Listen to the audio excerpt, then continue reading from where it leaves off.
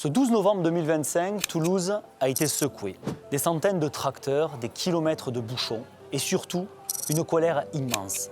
Les agriculteurs sont venus de toute l'Occitanie, non pour faire de la figuration, mais pour dire ça suffit. Emmanuel Macron est venu, la ministre aussi. Les hélicos tournés, les caméras filmées, mais au final, rien.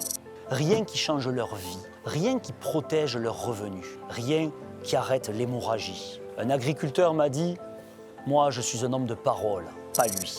Et toute la ruralité partage ce sentiment. Parce qu'avec Emmanuel Macron, c'est toujours le même cinéma. Devant les paysans, il compatit. Et à Bruxelles ou au Brésil, il ratifie. Il dit non au Mercosur devant les caméras, mais il laisse la Commission avancer, négocier, pousser, imposer.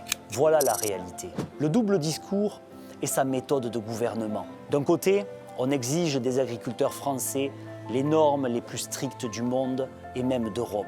On leur demande d'être parfaits.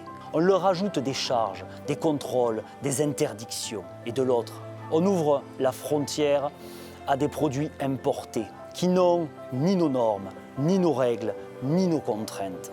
C'est une trahison. Trahison des producteurs, trahison des terroirs, trahison de la France rurale. La vérité, c'est que Paris et Bruxelles ont abandonné nos agriculteurs volontairement, politiquement, idéologiquement. Pendant que parle transition, des fermes ferment, des éleveurs arrêtent, des jeunes renoncent.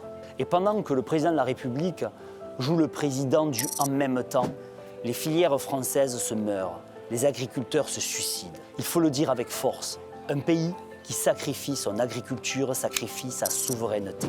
Ici, au Parlement européen, nous sommes les seuls, je dis bien les seuls, à combattre cet accord de libre-échange qui détruit nos campagnes, les seuls à défendre les paysans, les éleveurs, les viticulteurs.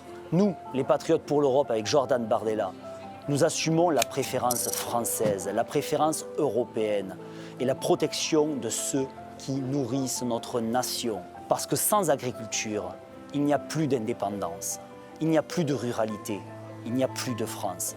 Et nous ne laisserons jamais mourir nos agriculteurs et la France rurale.